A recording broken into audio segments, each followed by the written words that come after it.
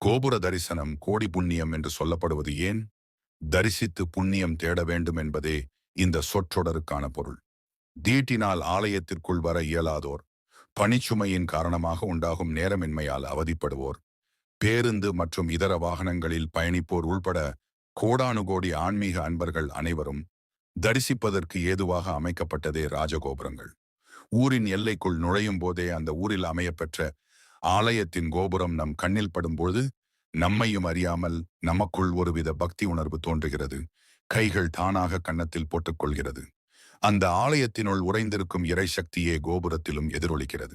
தினசரி செய்தித்தாளை படிக்க இயலாதவன் கடைகளில் வெளியில் தொங்கவிடப்பட்டிருக்கும் நாளிதழ்களின் விளம்பரத் தாள்களில் பெரிய எழுத்தினில் பிரசுரிக்கப்பட்டிருக்கும் தலைப்புச் செய்திகளை படித்து அறிந்து கொள்கிறான். ஆனால் முழுமையான விவரத்துடன் செய்திகளை அறிந்து கொள்ள வேண்டுமென்றால் நாளிதழை வாங்கி படித்தால்தான் அந்த செய்திக்கான முழுமையான அர்த்தம் புரியும். அந்த பாக்கியம் எல்லோருக்கும் கிட்டுவதில்லை. அதே நேரத்தில் அனைத்து தரப்பு பக்தகோடிகளுக்கும் கோபுர தரிசனம் என்பது எளிதில் கிடைப்பதால் கோபுர தரிசனம் கோடி புண்ணியம் என்கிறார்கள். கோயிலில் பல்வேறு கோபுரங்கள் அமைக்கப்பட்டிருக்கும். கோயிலில் உள்ள மற்ற கோபுரங்களை விட ராஜகோபுரம் மிக உயர்ந்து இருக்கும். கோயிலின் முகப்பில் உள்ள இக்கோபுரம் ஸ்தூல லிங்கம் எனப்படும். இது தொலைவில் இருப்பவர்களும் கண்டு வழிபடும்படியாக அமைந்துள்ளது.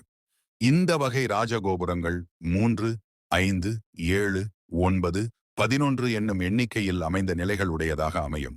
இக்கோபுரத்தில் பல்வேறு வகையான வடிவங்களும் சிற்பங்களாக இடம்பெற்றிருக்கும். ராஜகோபுரம் நம் கண்ணில் பட்டதும் கைகூப்பி வணங்க வேண்டும். இந்த வீடியோ உங்களுக்கு பிடிச்சிருந்தா லைக் பண்ணுங்க, கமெண்ட் பண்ணுங்க, சப்ஸ்கிரைப் பண்ணுங்க, மறக்காம ஷேர் பண்ணுங்க. நன்றி, வணக்கம்.